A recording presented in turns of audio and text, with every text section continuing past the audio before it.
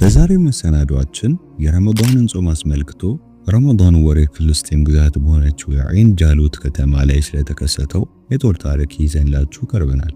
እስከ ፍጻሜው ድረስ አብራችሁን ቆዩ።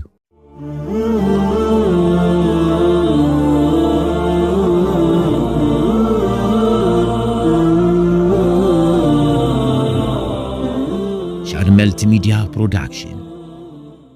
አሰላሙ አለይኩም ወራህመቱላሂ ወበረካቱ። ውድ የሻድ መልቲሚዲያ ፕሮዳክሽን ተከታዮችና ቤተሰቦች እንዴት ናችሁ?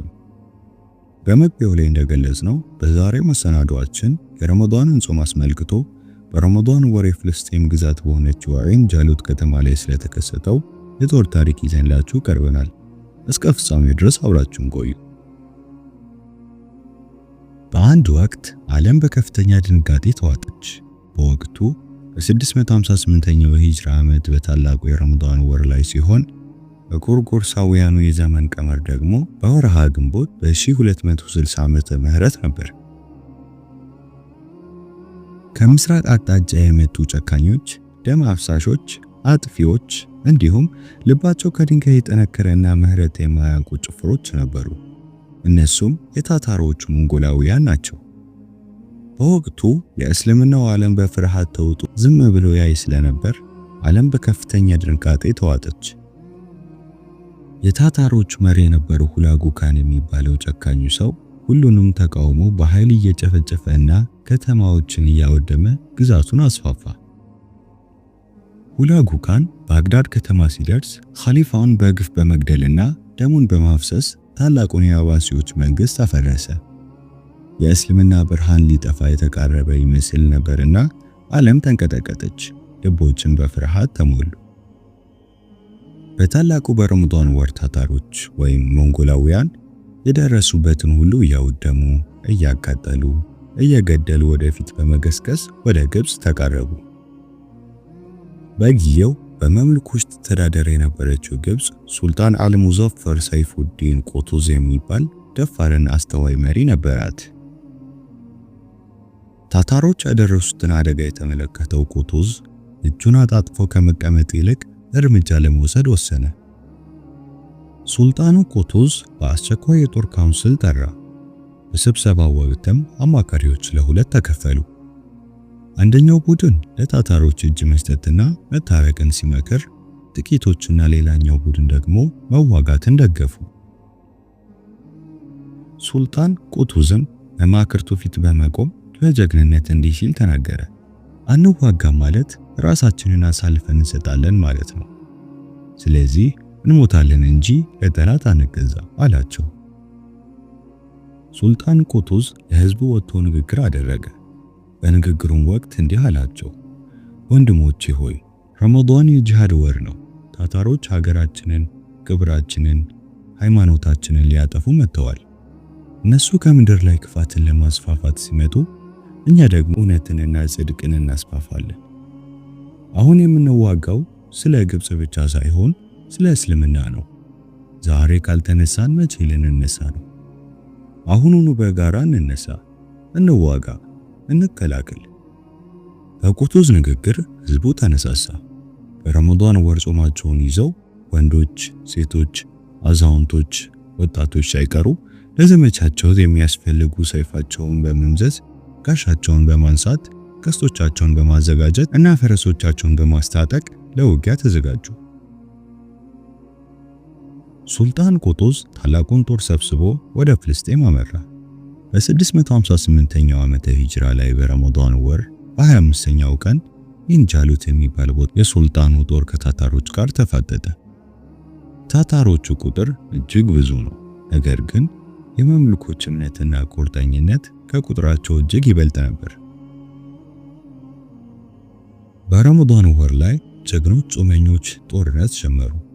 ሰይፎች እንደ መብረቅ ተብላሉ፣ ቀስቶች እንደ ዝናብ ወረዱ። የሞት ሽታም በምድሪቱ ላይ ዋለለ።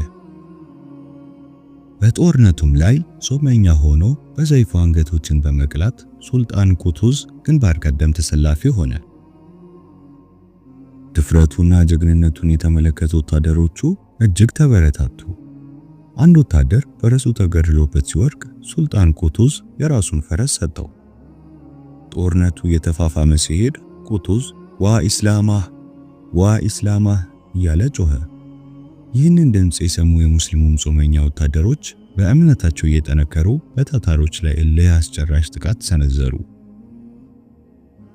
እየጾሙ የሚዋጉትን ሙስሊሞች ከፊት ለፊት ሰይፋቸውን በመያዝ የሚመሩት ሱልጣን ቁጡዝ ደግሞ ከኋላ በመሆን ታታሮችን እንደ ቅጠል ያረግፏቸው ጀመር።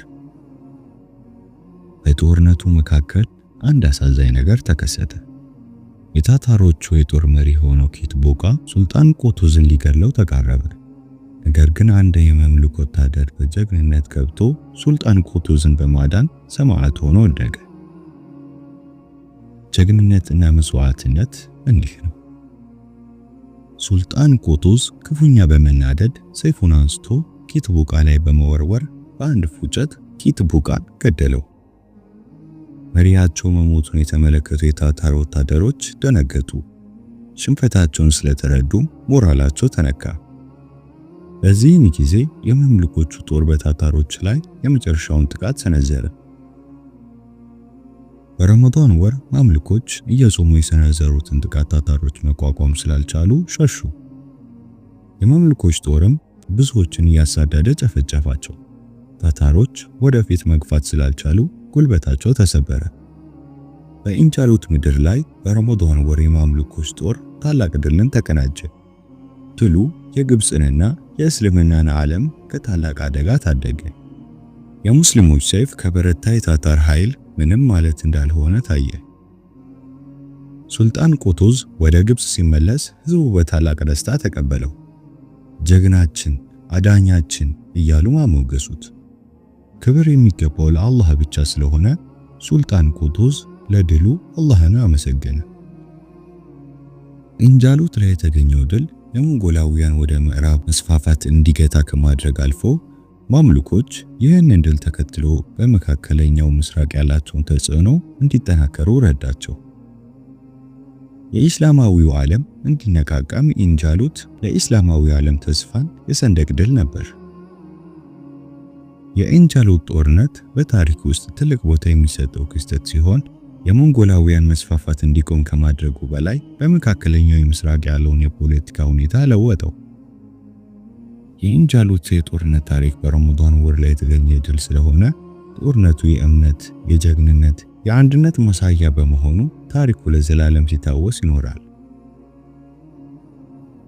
የዛሬው ፕሮግራማችን ይህንን ይመስላል። ኢንሻአላህ ብዙ እንደተማራችሁ ተስፋ እናደርጋለን። ቪዲዮውን ላይክ፣ ሼር እንዲሁም ለቻናላችን አዲስ ከሆናችሁ ሰብስክራይብ ማድረግ እንዳይረሳ። ወሰላሙ አለይኩም ወራህመቱላሂ ወበረካቱ። ሻድ መልቲሚዲያ ፕሮዳክሽን የሁል ጊዜ ምርጫችን።